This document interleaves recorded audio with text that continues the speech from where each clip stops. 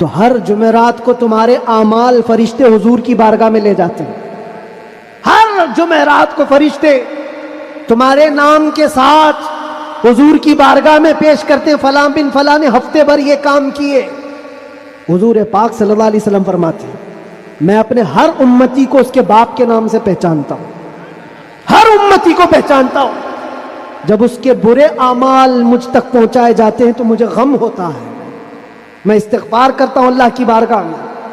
اور جب اچھے اعمال پیش کیے جاتے ہیں تو اللہ کی بارگاہ میں شکر بجا لاتا ہوں.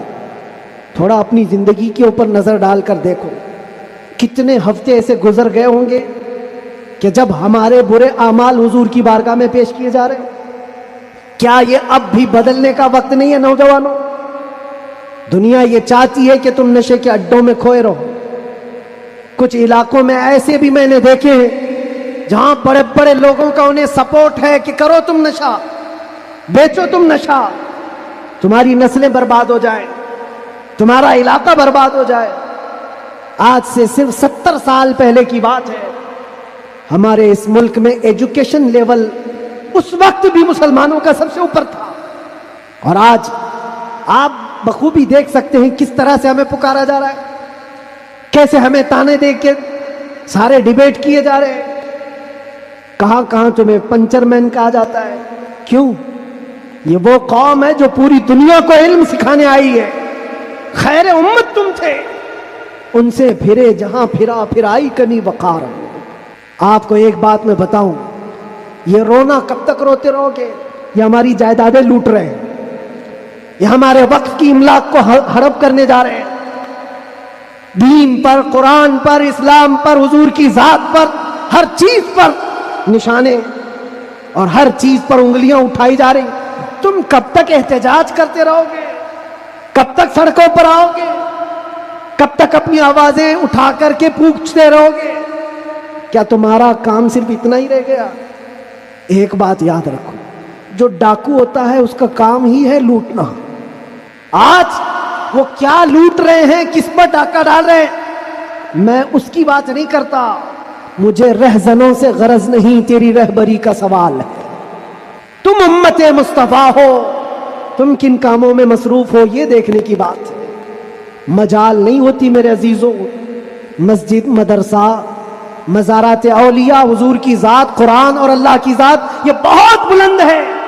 صرف تمہاری داڑھی کی طرف بھی انگلی اٹھانے کی کسی کی ہمت نہ ہوتی اگر تم سچے غلام ہوتے، کیونکہ یہ اللہ کا وعدہ ہے وَلَا تَهِنُوا وَلَا تَحْزَنُوا وَأَنْتُمُ الْأَعْلَوْنَ إِن كُنتُم مُؤْمِنِينَ. تم گھبراؤ مت، پریشان مت ہو، تم سب سے زیادہ بلند رہو گے اگر تم سچے ایمان والے ہو.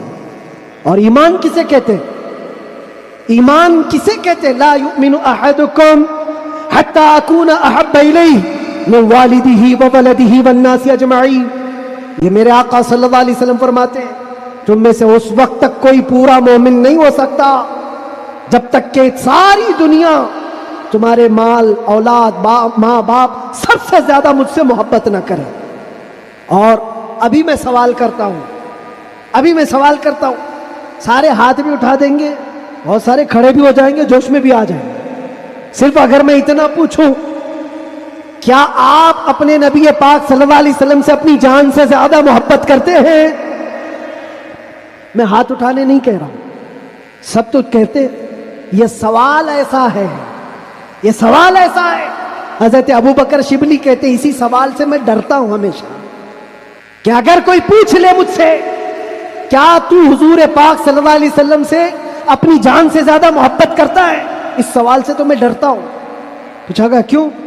کہا اس سوال کے جواب میں اگر نہ کہہ دیا تو ایمان ہی چلا گیا، وہ آدمی کا ایمان ہی ختم ہو گیا. اور اگر ہاں کہتا ہوں تو میرے اعمال مجھ کو کوستے ہیں. کہاں تو جان سے زیادہ محبت کی بات کر رہا ہے اور کہاں تیرے عمل جس سے محبت کی جاتی ہے. تقاضا یہ ہے اپنا ہر عمل اپنے محبوب کے عمل کے مطابق ہونا چاہیے. اور حضور اکرم صلی اللہ علیہ وسلم نے یہ بھی فرمایا لا یؤمن احدکم حتی یکون ہواہ تبعا لما جئت بہ.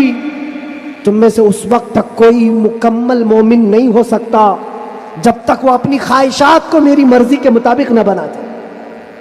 تمہاری اپنی خواہشات جو تم کہتے ہو نا یہ ہماری لائف ہے, ہمیں انجوائے کرنے دو, ہماری لائف ہے ہمیں جینے دو. کسی جوان کو پکڑ کر کے کہو مولانا صاحب ابھی تو ہماری 20-25 سال کی عمر ہے, جینے دو, عیش کرنے دو. اے نوجوان تجھے پتہ ہی نہیں یہ تیری زندگی نہیں ہے, یہ تیری لائف نہیں ہے. زندگی یہ نہیں کسی کی کسی کے لیے, زندگی ہے نبی کی.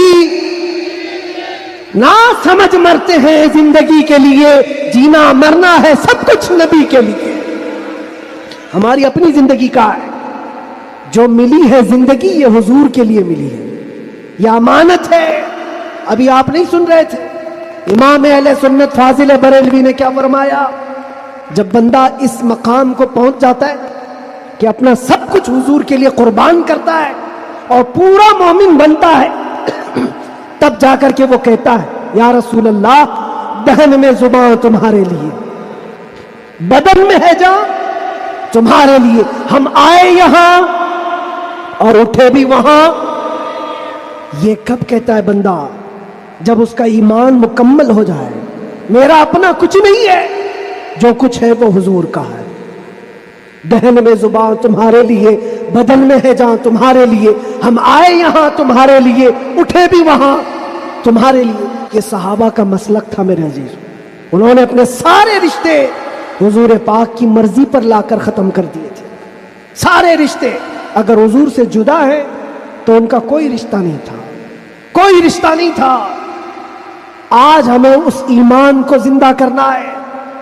میں قرآن اترا وہ مہینہ سب سے افضل ہے, تو جس دل پر اترا اس رسول کا دل کتنا افضل. رسول پاک صلی اللہ تعالیٰ علیہ وسلم کے قلب اطہر پر یہ قرآن اتارا گیا, اور جس جگہ پر اتارا گیا ہے وہ مکہ مکرمہ پوری دنیا کے شہروں میں سب سے افضل شہر. جہاں اترا, جس پر اترا, جس دن اترا, وہ سب چیزیں افضل ہیں. بلکہ پہاڑوں میں بھی افضل جو ہے جبل نور کو کہا گیا ہے, جس پر قرآن اتارا گیا تھا. غار ہیرا جہاں قرآن کی پہلی آیتیں اتری وہ بھی افضل ہے. اب آپ دیکھیں قرآن سے جو قریب ہے وہ سب افضل ہے. قرآن جہاں جہاں آیا وہ افضل, کیونکہ کلام الہی ہے.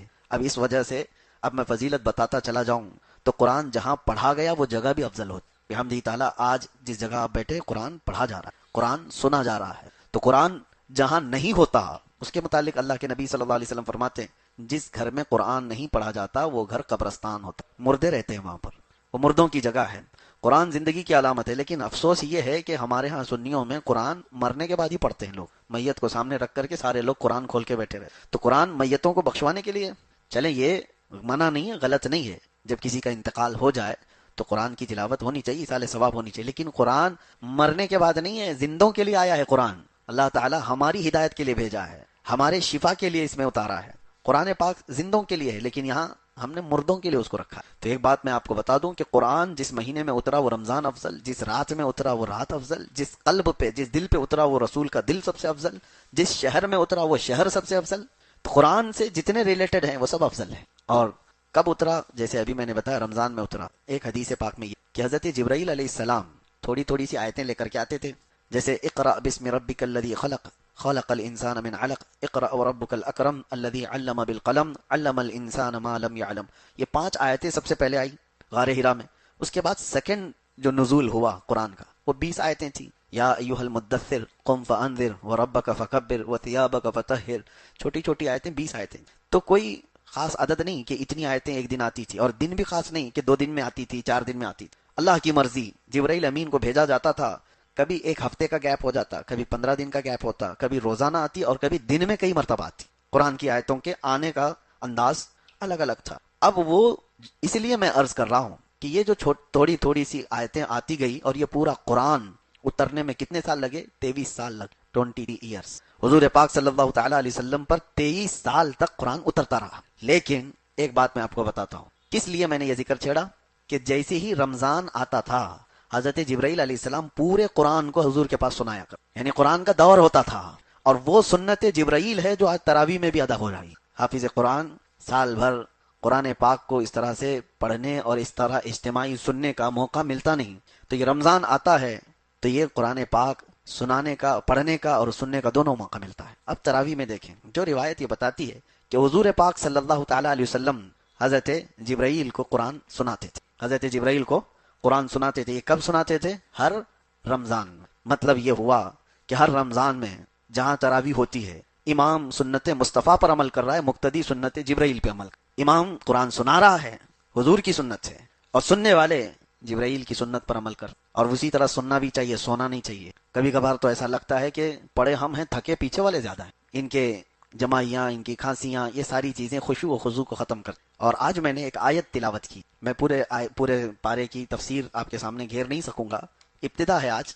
تو اللہ تعالیٰ فرماتا ہے وَإِنَّهَا لَكَبِيرَةٌ إِلَّا عَلَى الْخَاشِعِينَ، نماز کے متعلق اللہ فرماتا ہے یہ بھاری پڑ جاتی ہے نماز کچھ لوگوں پر، کچھ لوگوں کے لیے نماز بھاری ہے، وہ جلدی سے جلدی بھاگنے کے فراق میں ہو، امام کے پیچھے ٹکٹکی باندھ کر دیکھتے ہیں کہ اب رکوع ہوا کہ تب رکوع ہوا، یہ کتنی لمبی رکعت ہو گئی۔ یہ میں آپ کو شروع میں بتا رہا ہوں کس کے لیے بھاری ہے، تو اللہ تعالیٰ فرماتا ہے یہ منافقین پر بھاری۔ وَإِنَّهَا لَكَبِيرَةٌ إِلَّا عَلَى الْخَاشِعِينَ، یہاں پر آیت میں یہ فرمایا گیا ہاں جو اللہ سے ڈرنے والے لوگ ہیں ان پر نماز بھاری نہیں ہے۔ وہ رسول اللہ کی لخت جگر سیدہ کائنات فاطمۃ الزہرا سلام اللہ علیہا، وہ رات کو سجدے میں گر جاتی تھیں، اور صبح کی اذان کا وقت ہوتا تو سر اٹھاتی اور پھر کہتی مولا تیری راتیں کتنی چھوٹی ہیں کہ ایک سجدہ پورا مکمل طور پر ہو نہیں پاتا۔ تو ان کے لیے نمازیں، ان کے لیے سجدے بھاری، دل میں اگر نفاق آ گیا ہو تو نماز اس کے لیے بھاری ہے، لوگ بیٹھتے نہیں، بھاگنا ہے۔ اور رمضان المبارکہ میں اب آپ کبھی سوچتے ہیں شیطان تو چھٹی پہ ہے، شیطان ابھی قید کر لیا۔ حدیث پاک میں حضور صلی اللہ تعالی علیہ وسلم فرماتے ہیں سرکش جنات اور شیطان مردود کو پورے رمضان میں قید کر لیا جاتا ہے، اللہ تبارک و تعالیٰ قید کر لیتا ہے مومنین کی راحت کے لیے، لیکن پھر بھی شیطان کے ایجنٹ بہت گھومتے رہتے ہیں، شیطانی کام بھی ہو رہے ہوتے ہیں، ساری چیزیں چل رہی ہیں۔ یہ کیسے؟ اس کو یوں بتایا گیا ہے کہ شیطان نے اپنے 11 مہینے جو اس پر عمل کیا، جتنا اثر ڈالا تھا، وہ پوری طور پر اس نے اس سے اپنے آپ کو آزاد نہیں کیا، اس کا کچھ اثر اب بھی باقی رہ گیا۔ ہاں یہ اور بات ہے کہ شیطان تو گیا ہے، لیکن ساتھ میں ہمارے صرف شیطان نہیں ہو، نفس، اور وہ شیطان سے بھی بڑا ڈینجر۔ آپ کو پتا ہے پورے 11 مہینے جب بھی نماز نہیں پڑھے، جھوٹ بولے، چگلی کیے، کچھ بھی گناہ کیے، تو بلیم کس کے اوپر؟ شیطان کرا دیا، جھگڑا لگا دیا، کس نے کرایا؟ شیطان کرا دیا۔ ساری برائیاں کون کراتا ہے؟ شیطان کراتا ہے۔ شیطان ساری برائیوں کا جڑ ہے، ٹھیک ہے مانتے ہیں، لیکن آدم علیہ السلام کو سجدہ کرنے کے انکار جو شیطان نے کیا، اس کو کس نے بہکایا؟ وہ تو خود شیطان ہے۔ شیطان سارے لوگوں کو گمراہ کرتا ہے، تو پھر شیطان کو کس نے گمراہ کیا تھا؟ شیطان سجدہ کیوں نہیں کیا؟ اکڑ کیوں دکھایا؟ تکبر کیوں دکھایا؟ فرمایا گیا کہ شیطان کو اس کے نفس نے گمراہ کیا۔ تو پتہ یہ چلا کہ جو شیطان کو بھی گمراہ کرتا ہے وہ نفس، وہ ہمارے ساتھ تو ہے، شیطان گیا ہے لیکن نفس نہیں گیا۔ اس وجہ سے نفس کی تربیت کے لیے ہی رمضان ہے۔ اب میں آپ کو بتاؤں، یہ نفس کو اگر ٹھنڈا کرنا ہے، اس کو ریہرسل میں لا کر کے، اس کو تربیت میں لا کر کے صحیح کرنا ہے، تو سب سے بہترین کہا گیا ہے کہ قرآن پڑھو اور قرآن سنو، نفس اس سے معمول پر آتا ہے، نفس کی خرابیاں کم ہوتی ہیں۔ اور یہ بھی فرمایا گیا کہ روزہ نفس کو توڑ دیتا ہے۔ ایک صحابی حضور صلی اللہ تعالی وسلم کے پاس آئے، جوان، کہا کہ شادی کرنا ہے لیکن استطاعت نہیں، کیا کروں گناہ ہونے کے؟ حضور نے فرمایا روزہ رکھو۔ کیا کرو؟ روزہ رکھو۔ حضور پاک صلی اللہ تعالی علیہ وسلم نے کس لیے فرمایا؟ کہ روزہ نفسانی خواہشات کو مار دیتا، نفسانی خواہشات کو کم کر دیتا ہے، ختم کرتا ہے۔ جتنے بھی اولیاء کاملین کو آپ سنیں گے، ان کی تربیت جو ہے روزے سے ہوتی۔ اب یہ رمضان آیا ہی ہمارے پاس ہمارے نفس کی اصلاح کی، اگر اس میں بھی ہم نہیں کر سکے تو پھر کبھی نہیں کرتے۔ بہرحال آج کی یہ ابتدائی ہماری گفتگو تھی آپ کے سامنے، اور انشاءاللہ العزیز چلتی رہے گی، زندگی باقی رہے تو۔ رمضان المبارکہ اور قرآن کا جو سنگم ہے، جو تعلق ہے، وہ کیوں میں نے بتایا کہ صرف تقریر کرنے کے لیے نہیں، صرف تراویح کے لیے نہیں، آپ ہاتھوں میں قرآن اٹھاؤ۔ مہینوں ہو گئے اس قرآن کو اٹھائے، اور کتنے تو ایسے ہیں پڑھ بھی نہیں، اور کتنے تو ایسے ہیں دیکھ بھی نہیں پاتے۔ یہ اللہ کا وہ مقدس کلام آج کائنات میں، آپ کو ایک بہت چیلنج کی بات بتا رہا ہوں، پوری روئے زمین پر حضور صلی اللہ تعالی علیہ وسلم کی نشانیوں میں کوئی ایسی مضبوط نشانی جس کو کوئی بدل نہیں سکا، معجزہ حضور کا کوئی باقی ہے تو قرآن باقی ہے۔ حضور نے چاند کے ٹکڑے کیے تھے کہ نہیں؟ آپ کا ماننا ہے یہ حضور کا معجزہ ہے۔ حضور نے ڈوبے ہوئے سورج کو پلٹا دیا، یہ حضور کا معجزہ ہے۔ نبی پاک صلی اللہ علیہ وسلم نے انگلیوں سے پانی جاری کر دیے، حضور کا معجزہ ہے۔ حضور کے سامنے پتھر بول پڑے، یہ حضور کا۔ لیکن یہ سب معجزے دیکھے آپ نے؟ چاند کا ٹکڑے ہونا، سورج کا پلٹ آنا، انگلیوں سے چشمے جاری ہونا، دیکھا تو نہیں، حدیثوں میں پڑھا ہے اور علماء سے آپ نے سنا ہے۔ لیکن حضور پر جو قرآن اترا تھا، وہ دیکھ بھی رہے ہو، سن بھی رہے ہو، پڑھ بھی رہے ہو۔ یہ ایک نشانی ایسی ہے جو ہر گھر میں اور ہر ایک کے پاس موجود ہے، اس سے محبت کرو۔ اور اللہ کے رسول صلی اللہ تعالی علیہ وسلم نے ارشاد فرمایا، قرآن جب کسی کے ساتھ دوستی کرتا ہے تو اتنی بہترین دوستی کرتا ہے کہ جب اس کے سارے رشتہ دار اسے قبر میں چھوڑ کر جاتے ہیں تو قرآن اس کی دوستی نبھاتا ہے۔ قبر میں آ کر اس سے کہتا ہے تنہائی میں گھبرانا مت، میں ہوں تیرے ساتھ۔ دنیا دوستی چھوڑ دیتی ہے روح نکلنے کے بعد، لیکن قرآن نہیں۔ تو جو ہمارے تنہائی، قبر کی تنہائی کا دوست ہے، اسے آپ اٹھاتے کیوں نہیں؟ اسے آپ پڑھتے کیوں نہیں؟ رکو دو رکو پڑھنے کے بعد لوگ غائب ہو جاتے ہیں. جوش میں ابھی رمضان میں اٹھائیں گے کچھ، پہلے دن 4 صفحے 5 صفحے پڑھ کر کے اس کے بعد پھر دھیرے دھیرے دھیرے نیچے ہوتے چلے جائیں گے. 5ویں 6ٹھے روزے کے بعد تو پھر قرآن ویسے کے، یا کچھ لوگ 10 رمضان تک. ہونا تو یہ چاہیے کہ پورا ختم قرآن رمضان میں ہر ایک مسلمان کا روزانہ ایک پارہ وہ تلاوت کرے تو 30 رمضان تک انشاءاللہ العزیز ختم قرآن ہو جائے. ورنہ زندگی میں آپ مجھے بتاؤ کب موقع ملتا ہے، کب موقع ملتا ہے. ہمارے اولیاء کاملین جن کی آپ اقتدا کرتے ہیں، امام اعظم ابو حنیفہ رضی اللہ تعالیٰ عنہ جس قبر میں آج آرام کر رہے ہیں بغداد میں، اس علاقے میں جہاں آپ دفن ہیں، فرمایا گیا 4000 ختم قرآن انہوں نے کی. 4000 ختم قرآن جہاں ان کی قبر ہے. آپ اندازہ کریں وہ رمضان المبارکہ میں 61 قرآن ختم کرتے، دن میں 1 قرآن اور رات کو 1 قرآن، اور پوری تراویح میں 30 دنوں میں 30 قرآن، 30 راتوں میں 30 قرآن، اور پورے 30 مہینے یہ تراویح کے قرآن 1 قرآن، 61 قرآن وہ ایک رمضان میں ختم کرتے. ان اولیاء کاملین اور بزرگوں کے پاس جو کچھ بھی تھا وہ قرآن کے ذریعے سے عروج پائے تھے. اسی لیے شاعر نے کہا ہے درس قرآن اگر ہم نے نہ بھلایا ہوتا، یہ زمانے نے زمانہ نہ دکھایا ہوتا. ہاں وہ زمانے میں معزز تھے مسلمان ہو کر، آج ہم خار ہوئے ہیں تو تاریخ قرآن ہو، یعنی قرآن کو چھوڑ کر قرآن کو اٹھاؤ. اب سمجھنے والے، تفسیر پڑھنے والے بہت کم رہ گئے، ترجمہ جاننے والے کم رہ گئے، پھر تلاوت کرنے والے کتنے کم ہو گئے ہیں. میرے عزیزو، وہ تفسیر اور ترجمے والے تو بہت دور چلے گئے، کم از کم قرآن اٹھانے والے تو آ جائیں. قرآن اپنے گھروں میں اٹھاؤ، ابھی جا کر کے دیکھو کہ دھول لگی ہوگی، تمہارے فریج اور تمہاری ٹیویاں اس سے زیادہ صاف رکھی، بار بار روزانہ جھٹکتے ہیں، صوفے صاف کیے جاتے ہیں، اور قرآن کو اسی طرح سے تنہا چھوڑ دیا جائے. مہینوں ہو گئے، برسوں ہو گئے، قرآن کو چھوا بھی نہیں. کب چھوا؟ قسم کھانے کے لیے. کب چھوا؟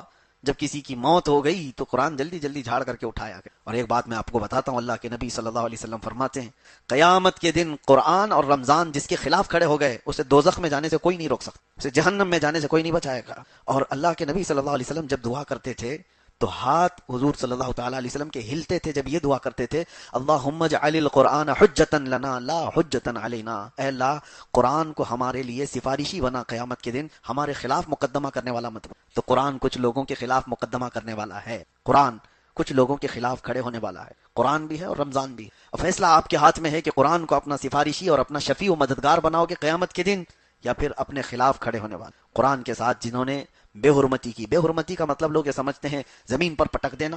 قرآن کی بے حرمتی کا مطلب ہے کہ اس کے اوراق کو نیچے پھینک دینا. یہ بے حرمتی نہیں. قرآن کی بے حرمتی یہ ہے کہ مہینوں اس کو چھوڑ کر کے رکھ دینا، اس کی تلاوت نہیں کرنا. قرآن تمہارے لیے آیا تھا. تو قرآن کی بے حرمتی وہ گھر کرتے ہیں جنہوں نے قرآن کو بھلا دیا. اب ایک قرآن کی آیت میں آپ کو سناتا ہوں. اللہ تعالیٰ فرماتا ہے نسوا اللہ فانساہم انفسہم. اللہ اکبر. جب میں یہ پڑھتا ہوں تو رونگٹے کھڑے ہو. اللہ فرماتا ہے موت کے وقت کچھ لوگ ایسے ہوں گے جو اللہ کو بھول چکے تھے تو اللہ ان کو اپنے آپ کو بھلوا دے گا. فانساہم انفسہم. اللہ فرماتا ہے وہ اپنے آپ کو ان کو بھلا دیا جائے گا. تم کون ہو پتہ ہی نہیں، نام کیا ہے تمہارا پتہ ہی نہیں، کس کے بیٹے ہو پتہ ہی نہیں، حتیٰ کہ مرد ہو کہ عورت ہو یہ بھی نہیں. بھلا دیا جائے گا، ذہن ختم کر دیا جائے گا، میموری ختم. اس کے لیے یہ کن لوگوں کے لیے کہا گیا ہے؟ اللہ فرماتا ہے نسوا اللہ، وہ اللہ کو بھول چکے تھے، اللہ کو بھولے ہوئے لوگ ہیں. اور قرآن پاک میں ایک آیت قال ربی لما حشرتنی اعمی وقد کنت بصیرا. کچھ لوگ کھڑے ہوں گے قیامت کے دن کہیں گے کہ اللہ تو مجھے اندھا کیوں اٹھایا، میں تو دیکھنے والا تھا، کھیارا تھا. کچھ لوگوں کو اندھا اٹھایا جائے گا، نابینا اٹھائے جائیں گے، اور وہ پوچھیں گے کہ مولا میری آنکھیں کیوں چلی گئی، میں تو دیکھنے والا تھا، کھیارا تھا دنیا میں. وقد کنت بصیرا. اب جواب سنو، رب تعالیٰ فرماتا قال کذالک اتتک آیاتنا فنسیتها وکذالک اليوم تنسا. اے بندے میری آیتیں تیرے پاس آئی اور تو نے ان کو بھلا دیا، اسی لیے آج تجھ کو بھی تیری آنکھوں کے ساتھ بھلا دیا، یعنی اس کو نابینا کر دیا گیا، اس کا سب کچھ ختم کر دیا گیا ہے. تو قرآن کے ساتھ ناانصافی، قرآن کی بے حرمتی یہی ہے. اسی لیے اللہ کے نبی صلی اللہ تعالیٰ علیہ وسلم نے فرمایا جس گھر میں قرآن کی تلاوت نہیں ہوتی وہاں مردے رہتے. قبرستان کی تلاوتیں کرو، قرآن پاک کو اٹھاؤ، سارے بچوں کے ہاتھ میں دو، عورتوں کے ہاتھ میں دو، قرآن پاک کا معمول بنا لو. اور انشاءاللہ العزیز آپ دیکھنا حضرت عبداللہ ابن مسعود رضی اللہ تعالیٰ عنہ فرماتے ہیں قرآن جب تلاوت ہوتا ہے تو اچانک آسمان سے فرشتے اترتے ہیں. اور پھر حضور نے فرمایا فجر کی نماز کے لیے آپ آتے ہیں، فجر کی نماز کے لیے حکم ہوا تھا کہ منہ اچھی طرح سے صاف کر کے صحیح ہے، منہ کے اندر بدبو نہ آئے، اچھی طرح سے اس کو صاف کر کے آؤ. وجہ کیا ہے؟ حضور فرماتے ہیں جیسے ہی تم قرآن کی تلاوت کرتے ہو فرشتے اپنا منہ تمہارے منہ سے لگا دیتے، قرآن کی آیتیں سیدھے تمہارے منہ سے وہ اپنے منہ میں لیتے ہیں، تو ان کو تمہارے منہ کی بدبو سے کراہت نہ ہو، تکلیف نہ ہو، اس لیے تمہارے منہ کو صاف کرنے کا حکم دیا گیا. تو قرآن کو آپ سمجھے کیا ہو؟ قرآن کیا ہے؟ یہ وہ معجزہ ہے جو آج بچوں کے سینوں میں اتر جاتا ہے. کوئی اور کتاب یاد کر کے دکھاؤ. اللہ کا فضل ہے، کروڑا احسان ہے. آج میں نے آپ کے سامنے جو تراویح پڑھائی میری عمر کی یہ 26ویں محراب ہے، 26واں سال. 25واں سال میں نے سلور جبلی جیل میں منایا، نہیں یہ 27واں سال ہے، پچھلے سال 26 تھا.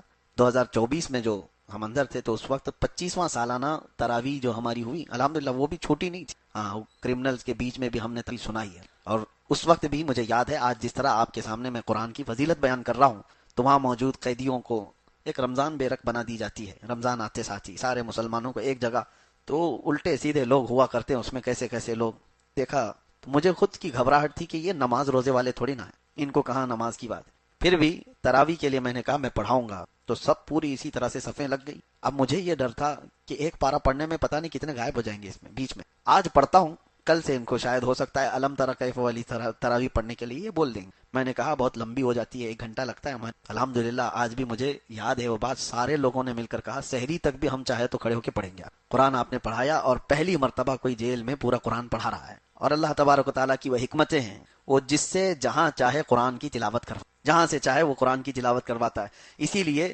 قرآن آپ تلاوت کرو. ایک اور آخری بات میں بتاتا ہوں، کچھ چھپی ہوئی چیزیں ہیں جو آپ کو پتہ بھی نہیں ہے، وہ ہمارے ساتھ بھی ہو سکتی ہیں، آپ کے ساتھ بھی ہو سکتی. سرکار غریب نواز رضی اللہ تعالیٰ عنہ کا باغیچہ تھا.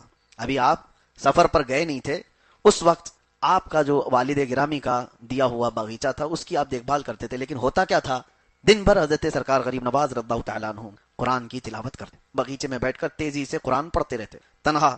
لیکن ان کے ساتھ ایک الگ معاملہ ہوتا تھا، وہ فجر میں جیسے آتے تھے تو باغیچے کی پوری صفائی کی گئی ہوتی، سارے پتے جو جھڑے ہوتے تھے، کچرا جو بھی ہے وہ سب جمع کر کے کوئی اٹھا کر کے ختم کر دیا ہوتا تھا. تو سرکار غریب نواز رضی اللہ تعالیٰ عنہ فرماتے ہیں میں روز دیکھتا ہوں کہ کون خادم ہے جو میرا کام کر کے چلے جاتے ہیں، باغیچہ پورا صاف کر کے چلے جاتے ہیں. دیکھا آس پاس والوں سے پوچھا تو کوئی آتا نہیں ہے، لیکن باغیچہ صبح بالکل صاف رہتا ہے، پورا کچرا جھاڑا ہوا ہوتا ہے.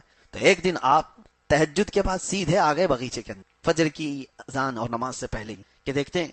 تو جیسے ہی آپ باغیچے میں آئے تو کچھ لوگ جھاڑ رہے ہیں اور کچرا جھاڑ رہے ہیں اور سب جمع کر رہے ہیں. تو سرکار غریب نواز پہچان لیے کہ کچھ لوگ ہیں ابھی میرے باغیچے کے اندر. تو آپ نے زور سے آواز دی کہ کون لوگ ہیں جو میری اجازت کے بغیر اندر آئے. تو کچھ لوگ چلتے ہوئے جھاڑو چھوڑ کر کے آئے. وہ انسان نہیں، وہ جنات کی جماعت تھی. قریب آ گئے اور کہا سرکار غریب نواز رضی اللہ تعالیٰ عنہ سے ہم ہیں جو یہ صاف کریں. تو آپ نے پوچھا کہ میرے باغیچے کی یہ خدمت کس لیے کرتے ہو؟ توجہ، جس کے لیے میں نے جنات ہی کہتے ہیں کہ سرکار آپ روزانہ قرآن کی تلاوت کرتے ہیں جو بیٹھ کر کے یہاں پر ہم سن کر کے اپنی تجوید درست کر، ہم کو قرآن پڑھنا آ گیا آپ کے بلند آواز سے قرآن پڑھنے کی وجہ سے.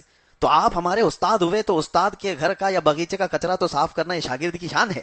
تو میں یہاں یہ کہہ رہا ہوں قرآن پڑھو، تمہارے گھر کے بھی کام جنات کر کے چلے جائیں گے. قرآن پڑھو. اور کچھ لوگ تو موکل حاضر کرنے کے لیے پتہ نہیں چلے کر رہے ہیں اور چلے کر رہے ہیں. ایک دن ان کا سر گھوم گیا تو پھر زندگی بھر گھوم جائے گا. کوئی جن اٹھا کے پٹک کے چلا گیا. آپ یہ مت سمجھو کہ جنات ہمارے سے زیادہ طاقتور ہیں. کچھ لوگوں کے دماغ میں یہ بات چلتی رہتی ہے جنات حاصل کرنا ہے، اور کسی بابا نے کہہ دیا کہ میرے پاس 70 موکل ہیں تو اس کے پاس بھیڑ لگ گئی. موکل کا مطلب وہی جنات حاضر ہے. تو لوگوں کو ایسا لگتا ہے کہ یہ کبھی بھی حکم دے دے گا تو جنات جائیں گے پورا ایکسس بینک اٹھا کر کے لے، ہاں کوئی بینک کو پورا تالا توڑ کے لے کے آ جائیں گے. اگر ایسی ہوتا تو کوئی بینک ہی موجود نہیں ہوتی. سارے بابا لوگ جنات کو حکم دے کر سب تجوریاں اٹھا رہے ہوتے ہیں. بلکہ حقیقی بات یہ ہے کہ جنات انسانوں سے زیادہ طاقتور نہیں ہیں. اگر وہ طاقتور ہوتے تو اللہ تمہیں اشرف المخلوقات کیوں کہتا؟ اللہ تبارک و تعالیٰ نے انسانوں کو اشرف المخلوقات بنایا، اور وجہ یہ بھی ہے کہ اللہ تعالیٰ تمہارے سر پر تاج کرامت رکھا ہے. تو جنات سے افضل ہیں. لیکن بیچ میں نے بات اس لیے کی کہ آپ قرآن پڑھو گے تو جنات جیسی مخلوق بھی انسانوں کا ادب کرتی. اللہ تبارک و تعالیٰ کہنے سننے سے زیادہ عمل کی توفیق، قرآن پاک جتنا ہم نے پڑھا ہے اس پر بھی عمل کی توفیق عطا فرمائے اور اسے سمجھنے کی توفیق عطا فرمائے. رب تبارک و تعالیٰ قرآن کے لیے ہمارے سینوں کو کشادہ فرمائے. وصلی اللہ تعالی علی خیر خلقہ محمد وآلہ واصحابہ اجمعین وآخر دعوانا ان الحمد للہ رب العالمین. کل سے انشاءاللہ العزیز تفسیر کے بعد موقع دیا جائے گا. آپ کے جو مخصوص سوالات ہوں یا دور دراز سے جو لوگ بہت سارے سوالات رکھتے ہیں تو جو ریلیٹڈ ہیں رمضان سے یا شرعی مسائل سے، انشاءاللہ العزیز مختصر وقت میں اس کے جواب دینے کی کوشش، لا یعنی سوالات سے بچیں گے.